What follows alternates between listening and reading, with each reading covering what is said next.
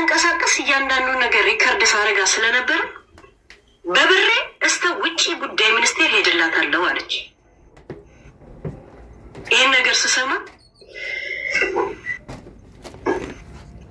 ውጪ ጉዳይ በጣም ናፍቆኛል አልኳት እና ነገ ዲስከስ ከነ ሙኒት ጋር ስለምናደርግ ነገ እነሱንም አንቺም ተጋብዘሻል ስላት አንቺ ጀምሪው እኔ ጨርስሻለሁ አለች። ቴክስቷል እኔ እጨርስሻለሁ አለች። ለማለቁ ጓጓ። እኔ ደግሞ ለማለቅ እልቅ ለማለት ጓጓ።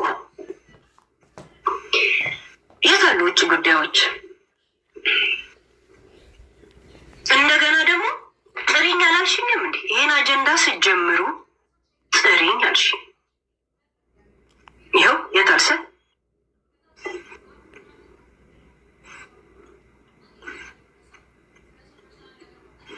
ሄለን እህቴ እንዴት ነሽ? እኔ አልገባኝም። የምን ውይይት ነው? እስኪ ያስረጅ።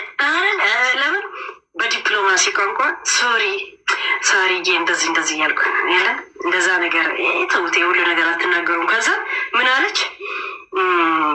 አንቺ ጀምሪው እኔ አሳምሬ ጨርሷለሁ ላለችኝ። ከዛ ምንድነው ስትለኝ በቃ ላይቭ ላይ ስንወያይ እኔ እና እንደ ቅጂ ዙሪያዎች ላይ አንዳንድ ነገሮች ላይ ስናወራ እንተንት ያለሽ አልኳት። ከዛ በኋላ ስክሪንሻት ይሄ መረጃ አለኝ አለች።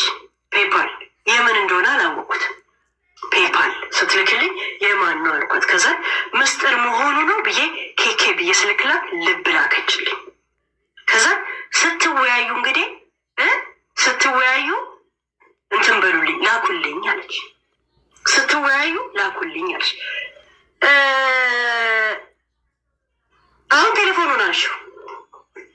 ስትወያዩ ላኩልኝ አላልሽኝም? ነይ አሁን እውነት ካለሽ ነይ ግቢ። ጥሪኝ አላልሽኝም? ይኸው እየጠራሁሽ ነይ ግቢ። ምኑ የቱን ሊጨምረው? እንወያይ አይደል? እየተወያየን አይደል? ስንወያይ ስትጀምሩ ውይይቱን ጥሪኝ አላልሽም? ነይ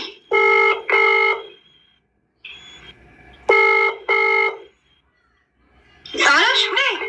የእውነት ውሸት እኔ ውሸት ከዋሸውን እና በህዝብ ፊት ይኸው 4000 ሰው እየሰማ ነው። እናንተም በይ